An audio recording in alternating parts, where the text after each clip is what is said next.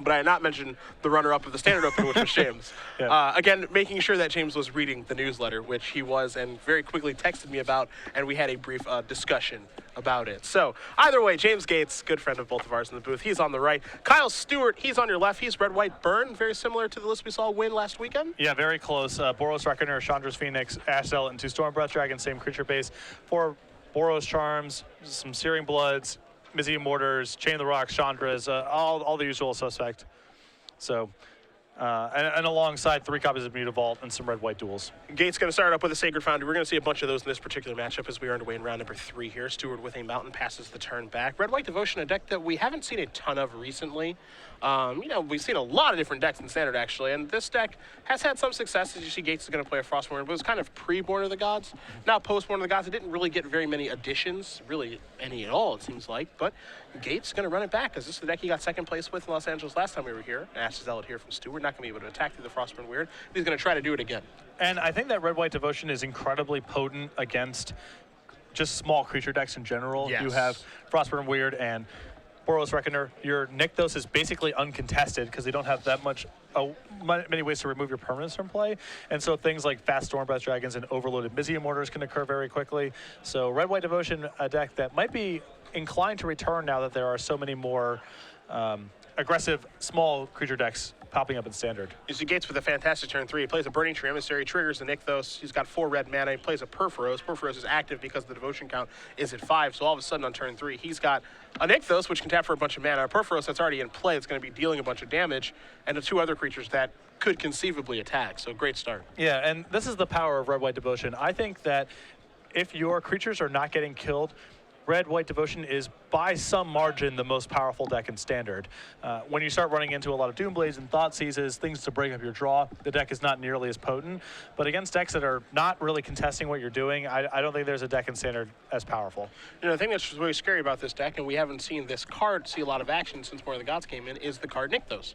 You know, it was kind of one of the hallmarks at Pro Tour Theros in Dublin, everyone really trying to work to break Nykthos. People have really moved in different directions, and I don't think anyone's really been trying to break Nykthos recently. And this is a deck that really utilizes Nykthos very well. And, you know, if people aren't prepared to actually break up Nykthos strategies, it can really prey on the format. Yeah, and green devotion lists play a similar role. I think the red list is a little bit more consistent as it can play something resembling a normal game. The green devotion lists are very polarized, and you're seeing, you know, James has a Frostburn Weird and a Burning Tree Emissary in play. He can kind of play normal nuts and bolts Magic, and when his Nykthos is uncontested, he can do some spectacular things.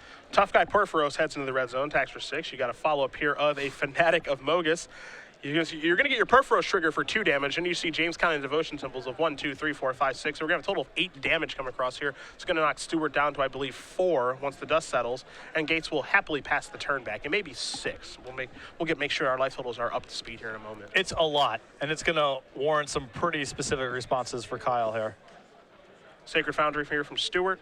He'll take 2 more points of damage. We'll see if he has anything resembling a good follow-up, as he's underneath a lot of trouble right now. Yeah, I think Red-White Devotion's game 1 against decks that are just some creatures and some spells is really, really good, and you're seeing why. Chain of the Rock's going to take care of Purphoros. We'll see if Kyle has a follow-up play here. He does have a War Leadership in the hand, Boros Reckoner, some other things. Nothing crazy going on. Gates is going to quickly draw his card. We'll see if he's got anything else, to fuel into that Nykthos. And he doesn't need much because he actually is very close to killing Kyle with exactly what's on the board. So you do see the Red-White Devotion player tap those 3 lands. 4. There's a Mizzy Mortars with Overload. Yep. So get those things out of here and attack you for a whole bunch. And that is going to do it. So James Gates is going to win game number 1 here over Kyle Stewart. Red-White Devotion up a game over Red-White Burn. As we're going to head to the sideboards. I know you've got the Burn deck list in front of you. So what can Kyle do to really turn this around? He's got an Anger of the Gods, 3 Satyr Fire Dancers, 2 Mizzy Mortars, 4 Skullcracks, 2 Spar Troopers, a Chain of the Rocks, and a 2 copies of Faded Conflagration. I think that he just needs to bring in more removal, and I actually think the Fire Dancers could be legitimate here as well, as even though James is playing a red deck, he doesn't have much in the way of removal. It's more of a creature-oriented strategy. So any removal spell is valuable in terms of pinning down James's devotion, which is the real key to the matchup. You saw that first game when James was able to develop his early board uncontested with Nykthos.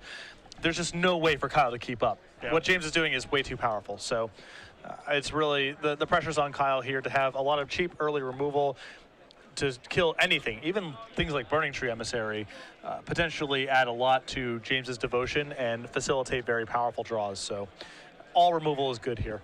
Gate the sideboard, you're going to find 2 copies of Elspeth Thun's Champion, a Boros Guild Gate, 4 Fire Drinker Satyrs, a Singleton Hammer Perforos to go along with the 2 in his main deck already, 2 Anger of the Gods, 2 Chain of the Rocks, and then 3 copies of Boros Charm. Wouldn't be surprised to see Anger of the Gods coming on his side. I think he knows he's against a smaller red deck. Anger of the Gods is like okay against his deck, but I think it's better against the opponent's deck, and he can actually set it up when he does draw one. So I can see that coming in, like Chain of the Rocks, 2 more copies of those. He's already got 2 in his main deck there.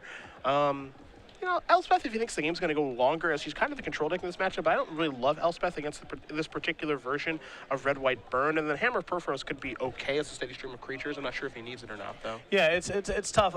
James in this matchup can definitely take the control role.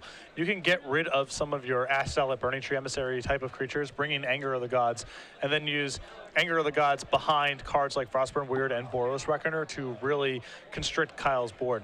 The fact that Kyle is playing a burn strategy, he's not just all in on creatures, means that it isn't necessarily the best line for James to take, as he can lose to other components of Kyle's deck. Yeah. So we're going to see these players play game number 2 here in just a moment. But if you guys are just joining us, Cedric Phillips, Patrick Sullivan, Star City Games Open Series here in Los Angeles. 1 weekend till our first Invitational, man. Yeah, I know. It feels like it's really flown by, and it's really sweet. You know, obviously you and I have been doing commentary for Star City Games for a number of years now. And in previous years, it sort of felt, you know, the Opens are cool and the Invitationals are exciting, but there's no larger picture that's being built up the whole way through. These shows, it feels like every Open is connected to something larger, whether it's the Invitational for that season or for the Players' Championship at the end of the year. Yep. And it makes doing these Opens even more fun. Next weekend in Charlotte, that's when the fireworks kind of go off. We'll have 2 players qualified for our Players' Championship at the end of it. And, you know, again, this tournament, along with the Grand Prix in Cincinnati, kind of set the texture for what we're going to see next weekend as far as both Standard and Legacy are concerned. Yeah, and it's really intriguing so far on camera.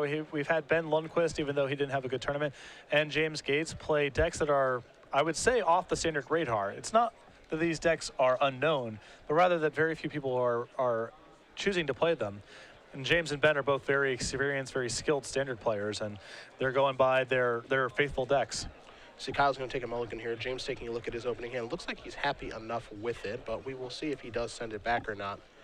And it looks like he is going to keep as he does set it down here and patiently wait here for Mr. Stewart. But yeah, just a lot going on right now in Magic. Really just interesting stuff between this tournament. We got the Grand Prix in Cincinnati. We got the Invitational next weekend. Again, you know, 2 invites to the Players' Championship. Going to be given out next weekend, start of season 2 happening. As you mentioned, just the bigger picture stuff that's kind of happening within your Players' Championship just really changes the landscape of the Open Series. Yeah, it's really exciting. Yeah. I can dig it. Players chasing points. You've got players, big name players going to invitational qualifiers too, like we saw last weekend with Brad Nelson, Chris Van Meter, and Brian Braun to win, going to invitational qualifiers. Super IQ won by Brian on Saturday. A regular IQ in Charlotte at the Dugout won by Brad Nelson on Sunday. So it's always cool to see the locals, the pro players go to the local shops too and hang out with the locals and do some battling there. I know a lot of the players at those local stores, it was a really good experience for them to be able to do battle against the big pros who they read about on the website. It's definitely sweet. We've got a Temple of Triumph here from Kyle Stewart. He will scry. Looks like he's going to keep that card on the top potentially, as you see him take a look at his hand, and he will, as Gates is going to untap nothing. He'll take a draw.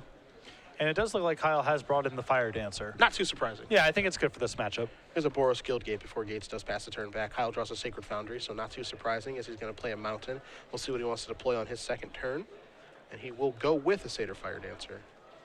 You see Gates is going to take a look at that. We'll do the same. The Born of the Gods rare, whenever an instant or sorcery spell you control deals damage to an opponent, Satyr Fire Dancer deals that much damage to a creature that player controls. So you go upstairs and you take care of a creature on the way. Everything is a Searing Blaze. Yeah. And your Searing Blazes are Super Searing Blazes. True, true. Here's a Frostburn Weird from Gates. It's already starting to work towards the Devotion. We'll see if he has a Nykthos this game as well. It's obviously the best land in his deck. And as long as he's able to facilitate that, he'll be in good shape. As Stewart is going to play a Sacred Foundry tapped. He's going to add some mana to his mana pool. We'll see what the spell's going to be here. He does have a Chain of the Rocks. Looks like he has a Boros Charm, so he's going to deal 4 upstairs, and then Fire Dancer's ability will actually take care of Frostburn Weird. So good use of Boros Charm there. Great start here for Kyle, developing his board and also keeping James's under wraps. And already knocking James's life total a little bit low. He's down to 16. The attack from the Fire Dancer will actually put Gates down to 15. But more importantly, he's keeping that devotion count low. Yeah, you saw when James went unmolested in the first game, his opening was outstanding. Rather one-sided affair Yeah. in that first game, as Gates will take a draw here. But the red devotion deck can actually be fairly anemic when his board's getting contained. Yeah. It plays just like an underpowered mono red beatdown deck Yep. when it's not doing powerful Nykthos things. Gates going to play him out, and there's Boros Reckoner past the turn back. We know Stewart has an answer for that in his hand with Chain to the Rocks and the necessary mountain to put it onto. So a Lightning Strike the draw for the turn. Yeah, it's really important to have Chain of the Rocks here too, as he does really want to keep his Fire Dancer, and so he can't afford to have Boros Reckoner be triggering through burn spells. Now the follow-up play is going to be an Ashes Zealot, so he'll be able to come across for 3 points of damage here. Gates is going to go down to 12, and still with no board. Yeah, and that's why, you know, even though this is definitely a burn deck, it is something of a misnomer to call it just a burn deck, as it can play a, you know, Jackal Pup game alongside its Lightning Bolt game. Patrick, it's Fire Drinker Satyr now. It's no longer Jackal Pup. Sure. Okay? You need to update yourself. It's an icon. We always call it. There's a new Jackal We Pup. don't call it Consecrated Sphinx, we call it Mahamoti Dijin when we're talking about big blue flyers. There's a precedent set by the classics. I suppose that's true. But Consecrated Sphinx is much better than Mahamud Dijin. Right, it's not about power level, it's about iconicness. I just like new things. It's a Temple of Triumph here from Gates. You can take a look at the top card, figure out where he wants to put that. The original Fords, they're slower than present-day Honda Civics, but the Ford is an icon because of history. That's a thing that exists. That's Okay. a concept that's okay, important. Yeah, I suppose this is true. Here's another copy of Boros Reckoner. Gates will pass the turn back. Stewart's going to draw. It's another copy of Vassal to go along with 2 Lightning Strikes in his hand. Lightning Striking and Boros Reckoner, not the best. Yeah, I mean, Kyle does have the option of lightning striking James, redirecting to the Reckoner, and mitigating some of the damage, but Boros Reckoner is a nightmare for aggressive red strategies. Even when Kyle has, you know, a lot of good answers for it in his deck and a lot of good secondary plans to beat it, like just burning out James or something like Fire Dancer, it's a headache. Yeah, I mean, it's not the most exciting play to Lightning Strike James, Fire Dancer's trigger, target the Boros Reckoner, but I think it's this kind of thing where you just need to get it off of the table because, again, that's something that provides devotion as well. Yeah, it's unclear what other options Kyle has. I mean, does he just want to sit back and say go? That doesn't seem like a winning strategy. You see he's going to attack in here for 2, he thinks. Not entirely sure exactly what he wants to do this turn. I think that if he attacks with just Ash Zealot, James will block faster than we've ever seen a human being block. I am inclined to agree with you, my friend. I don't know what you got, but we're gonna find out. Yes, we are. It'll be a snap block, as the kids call it these days. Again, it's not an exchange of resources that I think Kyle wants to make, but I think it's an exchange of resources that Kyle has to make. And you see him pull a Lightning Strike forward, and he is going to go, it looks like upstairs with Lightning Strike, trigger Fire Dancer, and target that. Yeah. Yeah, I understand this is not awesome for Kyle, but he certainly can't let James just untap with that Boros Reckoner and not attack this turn. So you got to do what you got to do situation there. That's what that is. So after the dust settles, Ash Zealot's going to die to Boros Reckoner's trigger. Fire Dancer's going to come across. It's going to put Gates down to 8.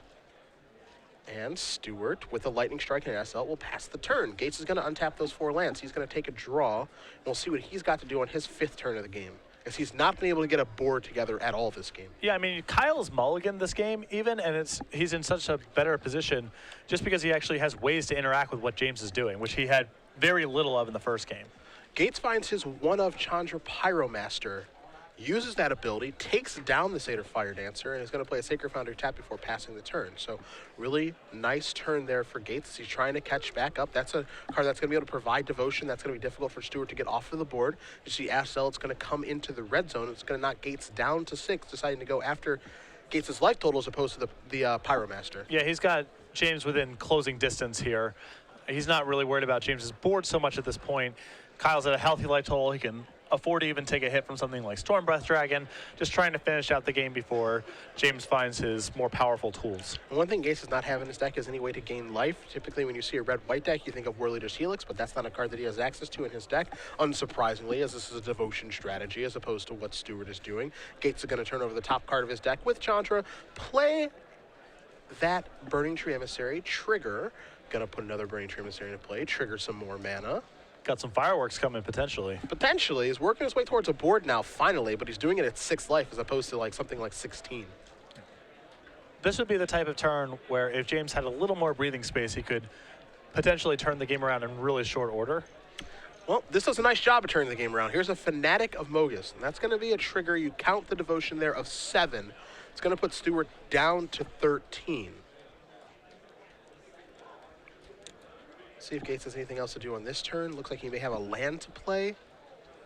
He does with a Sacred Foundry and just passes the turn back. And this is a lot of pressure. Keep in mind in all of this that, you know, if Kyle can't even hang back on defense with his Ash Salad because Chandra can make it unable to block. So he put the Lightning Strike upstairs. He puts Gates down to 3. No cards in Kyle's hand as he goes to his turn. See if he found something. It is. I think this is a War Leader's Helix. It is. That's going to go upstairs. And it looks like that is going to do it. And James trying to say, you want to target Chandra, right? And Kyle says, no, actually you, because it's lethal. So we're going to play a third one here, Patrick. Yeah. Much better setup for Kyle post board with some actual ways to interact with James. Yeah.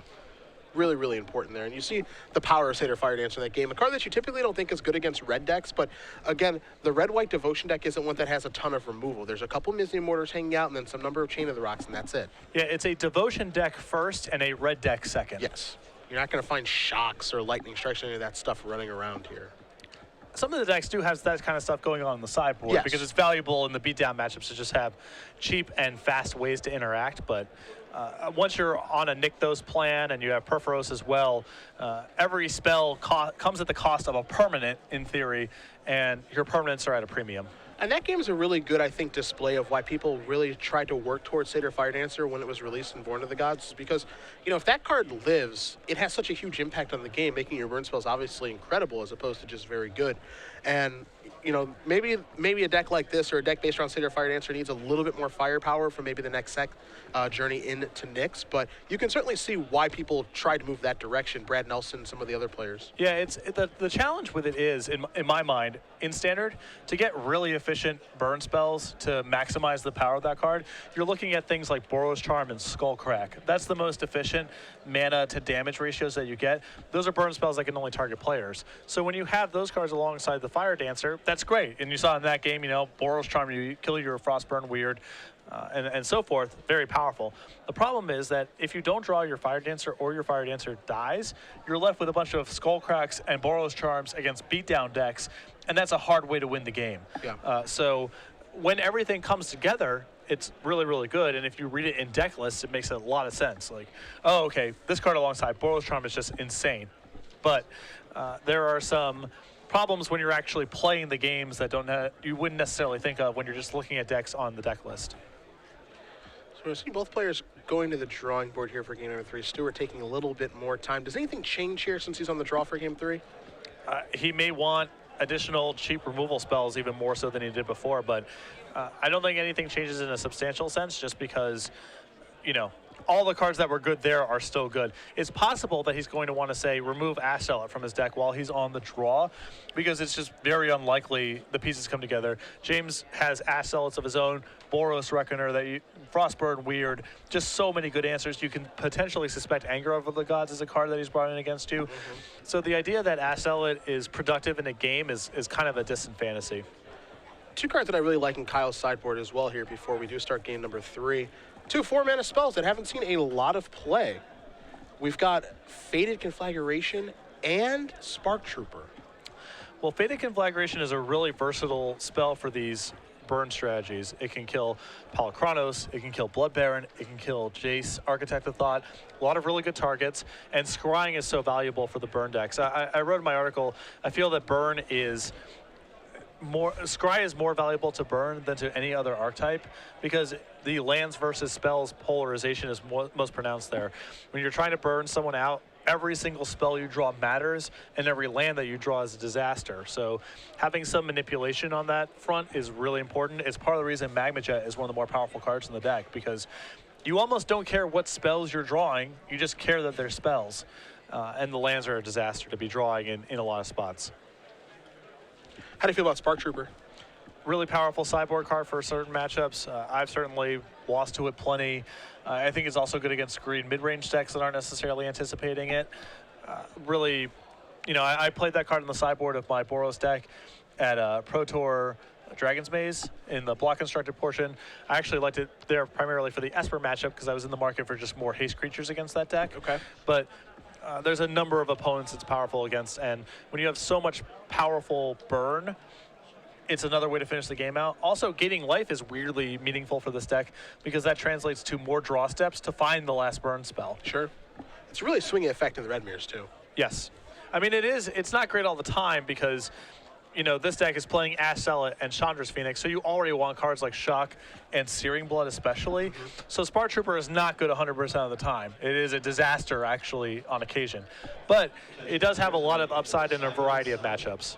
Yeah, and you know, it's a situation, too, where if you don't have the answer at the right time, it really just does change the game in a big way. So we'll see if Kyle opted to board those in or not. But Game 3 is going to start with James Gates on your right. He has the option to play first, which he obviously took as he's taking a look at his opening hand, and we'll see if he's able to find a Nykthos fueled draw. He's going to start with a Sacred Foundry before passing the turn back. I'm not a huge fan of having that card in this matchup, of having Spark Trooper, because Kyle has to be containing James's board. It's not about the damage race. If James wins, it's going to be probably by some overwhelming edge. Okay. There's a Mountain, and there's an Ash Zealot, so Gates is going to come across for 2. First blood, as it were. Stewart going to go down to 18. Stewart has a Mountain to play. You see, he does have a Lightning Strike, a Searing Blood, plenty of removal spells in his hand, that's for sure. And Searing Blood, a really powerful tool for these burn decks. And the one thing I think, and I like this play a lot here because it seems really simple, but I like killing the creature right away, so there is no, Nykthos nonsense that takes place. Also, Searing Blood actually has to resolve. It's not Searing Blaze, Correct. where the damage happens to the player no matter what. It actually has to resolve to deal the 3 damage and successfully kill the creature. So there's no point in risking something weird happening by allowing James to untap and potentially have an answer. Gates going to take 2 off a Sacred Foundry to play a Boros Reckoner. As you mentioned, one of the best cards in this matchup. As Stewart's going to untap those 2 lands, he'll take a draw. It's a Mountain. We'll see if his card like Chain of the Rocks. You see he does have a Boros Reckoner in his hand. He also has a Lightning Strike, a Mizium Mortars, like a Chandra Phoenix as well. So his hand is loaded up right now for this matchup. Yeah. Although the Reckoners are still very annoying for Kyle to play against. Yes. One of the things that Reckoner kind of stresses and forces you to have is, Chain of the Rocks, like, immediately. Yeah, although on an empty board where the Reckoner trigger is going to not kill anything of Kyle's, it's not the end of the world to use something like Mizium Mortars or Lightning Strike because, again, James is not really playing an aggressive red deck. If he wins, it's by having an overwhelming board. I'm not saying the 3 or 4 damage doesn't matter, but James could not afford to do this play to Kyle because James's life total is very sensitive. Yeah. Kyle has a little more wiggle room to play with. So Kyle had the option there, as James is going to untap, he'll take his turn, and we'll catch you guys up on that in a moment. But Kyle had the option to cast a Lightning Strike or Mizium Mortars on Boros Reckoner. He opted to go with Mizium Mortars. How do we feel about that? Well, he is trying to assemble lethal burn. The extra point of damage probably is not as important. The extra damage that Kyle takes is probably not as important as Kyle having the option to Lightning Strike James if the game goes down that road. Boros Reckoner here from Stewart, see if he has a 4th land to play. He does have a Sacred Foundry and a Boros Guild Gate, so he is good to go in the land department as well. Puts into play tapped and passes the turn back, because all Gates did on his previous turn was cast a Brain Emissary, pass the turn back. So again, we saw in the first game what happens when everything goes perfect for Gates. He's able to fuel powerful Nykthos draws, go absolutely bonkers. But he hasn't been able to do that in the second game, and he's having difficulty doing in this game as well. Yeah, his draw is definitely objectively worse right now than it was in the first game. But more importantly, Kyle just has more ways to break up what James is doing, something that he didn't have as much access to in the first game. Gates just draws and passes the turn back as Stewart draws a Boros Charm for the turn. So not even a card like Chain to the Rocks there in Gates' hand to take care of the Reckoner. And you can see the value now, Kyle getting rewarded for keeping the Lightning Strike in his hand instead of the Mizium Mortars, as Kyle, with that Boros Charm draw, is now getting James really into range. You see 3 mana being tapped here on the main phase. This is a Chandra's Phoenix. Into the red zone comes the 2 creatures. We'll see if Gates has any blocks here, but he's getting into really dangerous territory here. Let's say he just takes this damage, goes down to 10. Boy, you got a Boros Charm and Lightning Strike. That's 7 points of damage. It only takes 1 more. Yeah, and this is the squeeze of Boros Reckoner, of course, is that James can't even really chump block it. Yeah. So we'll see if Gates does take kind of rock and a hard place, which is chump blocking here. Maybe he kills his own creature with a Magma Jet style effect. He doesn't really have a lot of those, or if he just has to take 2 points of damage. So here we go. You see 2 damage is going to come across from the Reckoner. The trigger is going to put Gates down to 11 after all is said and done, and Gates will draw a card for the turn. He does have a copy of Anger of the Gods in his hand, but because Stewart has that Boros Charm, Gates could be in for a pretty rude awakening here. Yeah, or Kyle can even say, okay, that resolves, shoot you with the Reckoner, and now I still have Boros Charm left over. I think because keeping the 2 creatures in play is worth 5 damage next turn at the minimum, he's going to use this Boros Charm, but it's not even mandatory. You see Kyle's going to make sure that he's doing this all correctly here, because he does tap the 2 mana immediately. It looks like he may be casting Indestructible Form on Boros Charm. He may not, though, as you did mention. He might be fine with this resolving. And he's going to ask a question to the judge. And here's the thing he may be asking about is, does the Boros Reckoner still trigger when it is indestructible and being dealt damage? The answer is yes. The damage still gets dealt. I got this lesson in a very rude fashion in a match a few days ago online, so I know this interaction. That's good. You learned the hard way. Oh, I did. It was really bad. I actually had to suicide a bunch of 2/1s into it to then try to finish it off with Searing Blood. Okay. So this was a mess. Right, there's no way you won this game. No, I did not actually get to untap in this game because the game ended the following turn. So I can definitely confirm this interaction. Yeah, so again, if Kyle uses his Boros Charm to make everything indestructible, the 3 damage from the gods will still be dealt. The Boros Reckoner trigger will still happen, allowing him to deal 3 damage to Gates, put him down to 8, and then he'll have the 2 creatures in play. Plus the Lightning Strike in hand that we do know about. Yeah. So assuming that Kyle gets the proper ruling, understands all the interactions here, and can do the math, he actually has James dead. Yep. So we'll see what does happen when he comes back to the table. But, there's this... this is kind of the problem with the red-white Devotion deck, and Devotion decks in general, is that it really, really leans on having creatures in play for the Devotion and then actually drawing Nykthos, something that Gates was unable to do in the 2nd and 3rd game. Yeah, it's noteworthy. People often just playtest game 1s. Yes. The majority of when you and your buddy are playing at the store, you're just running game 1s back and forth against each other for the most part. And in game 1s, Devotion decks look incredible. Post-board games almost invariably get harder for Devotion strategies because they're just playing against more removal spells. Yeah. So here is Boros Charm. It's going to go indestructible. Anger of the Gods going to be placed in the graveyard. Oh, it's on Kyle to make sure he remembers the Boros, the Boros Reckoner trigger. And you see Gates is going to pick up his lance and say, all right, you've got me beat. So that is going to do it. Kyle Stewart is going to win this match over James Gates. 2 games to 1, and Red-White Burn is going to move on to 3-0, proving that Seattle, maybe not a fluke. No, I mean, this deck is legitimately